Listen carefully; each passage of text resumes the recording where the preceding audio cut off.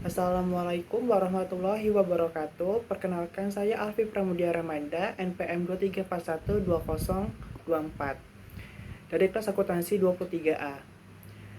Di video pembelajaran ini, yaitu mata kuliah studi kelayakan bisnis, saya akan membahas salah satu aspek penting sebelum sebuah bisnis dijalankan, yaitu aspek pasar dan aspek pemasaran. Dua hal ini bisa dibilang fondasi utama dalam menilai apakah ide bisnis kita benar-benar layak untuk diteruskan atau cuma akan berhenti di rencana saja. Karena walaupun produk kita bagus, kalau tidak ada pasarnya ya percuma. Begitu juga sebaliknya, pasar besar tapi strategi pemasarannya salah tetap saja bisa gagal. Jadi kita mulai dari aspek pasar, yaitu secara sederhana aspek ini membahas apakah produk atau jasa yang kita tawarkan punya calon pembeli yang cukup banyak. Tujuan dari analisis pasar adalah untuk menilai peluang bisnis dari sisi konsumen dan persaingan. Kita perlu tahu apakah pasar yang mau kita masuki sedang tumbuh, stabil, atau justru menurun. Beberapa hal yang perlu diperhatikan di aspek pasar diantara lain, yaitu yang pertama, ukuran pasar, yaitu seberapa besar potensi pembeli untuk produk kita. Misalnya kalau mau buka bisnis kopi kekinian, berapa banyak anak muda di sekitar yang suka nongkrong dan minum kopi. Yang kedua itu ada permintaan dan penawaran. Apakah banyak orang yang butuh produk ini dan apakah sudah banyak juga yang menjualnya? Kalau permintaan tinggi tapi penawarannya masih sedikit, itu peluang besar. Yang ketiga yaitu pertumbuhan permintaan. Ini dilihat juga dari tren dan proyeksi ke depannya. Apakah bisnis ini mempunyai potensi jangka panjang, misalnya tren minuman sehat atau produk ramah lingkungan yang terus naik.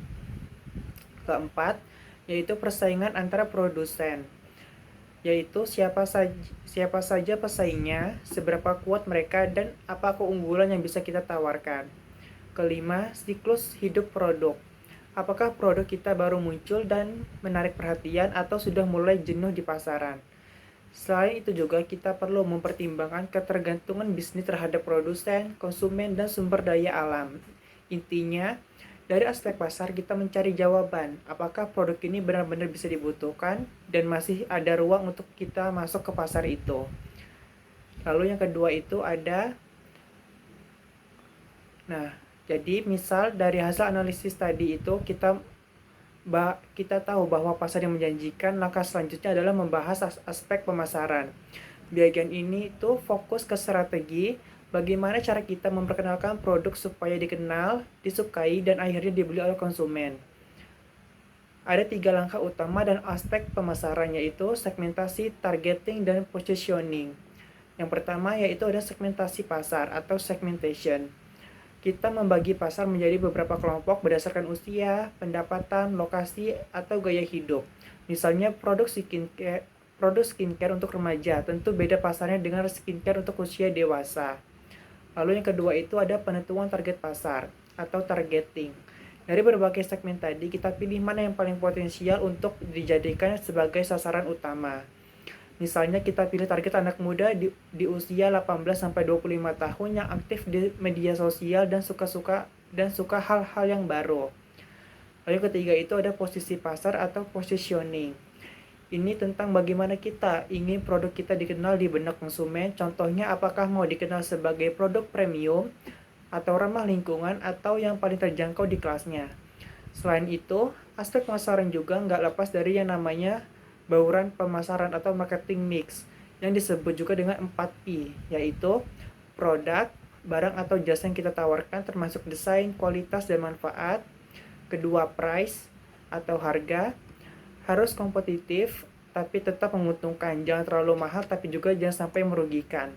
Yang ketiga itu place atau tempat, bagaimana produk bisa sampai ke tangan konsumen, bisa lewat toko fisik, e-commerce, atau media sosial. Yang keempat yaitu promotion atau promosi, yaitu strategi memperkenalkan produk secara lewat iklan, diskon, influencer, atau konten kreatif di TikTok dan Instagram. Nah, dengan strategi pemasaran yang matang, bisnis kita mempunyai peluang lebih besar buat dikenal dan diminati konsumen. Selain itu, pemasaran yang efektif juga membantu membangun citra positif dan menjaga loyalitas pelanggan dalam jangka panjang. Dari pembahasan tadi, bisa kita simpulkan bahwa aspek pasar dan pemasaran saling melengkapi satu sama lain.